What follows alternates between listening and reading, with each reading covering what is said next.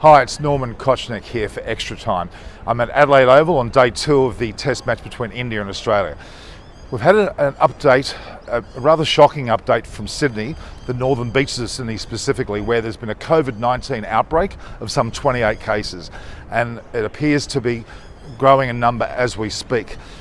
That will actually lead to a number of the border closures around Australia, namely Western Australia and Queensland, and potentially Victoria. Now, with Victoria in particular, that is where the Melbourne Boxing Day text will actually take place, the Border Gavaskar Trophy's second match, and that's coming up on the 26th of December. The point with that is, of course, there are a number of Australian players who are actually based in Sydney, such as David Warner, who has been out injured and is recovering.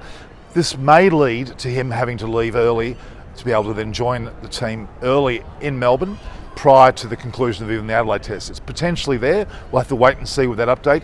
It's quite possible in the way that things are panning out, because if the Victorian borders are closed, as they are in Western Australia and Queensland, that will lead to nobody going from Sydney to that location. So, albeit Dave Warner is not specifically from the northern beaches, but it may affect the whole of Sydney and their movements and travel in the near future. There are a number of players also in the current Australian team that are here, such as Moses Enriques, that are actually Sydney-based. Hazelwood, Cummings, Stark, they're all from Sydney. So that will obviously then imply that they may well also need to go to Melbourne and not go through Sydney on the way post this test. So a number of developments are about to take place. The COVID-19 scare is quite substantial.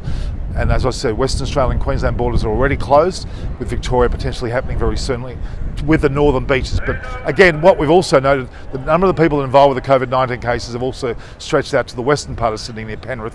So they could be anywhere in Sydney, which would probably lead to the whole of New South Wales being a no-go zone in terms of leaving to other states. So that's pending. Stay tuned here on Extra Time for more updates from Norman Kochnick. So view, like and share our posts and subscribe, and you'll get the updates from me over time. This is Norman Kochnick from Extra Time.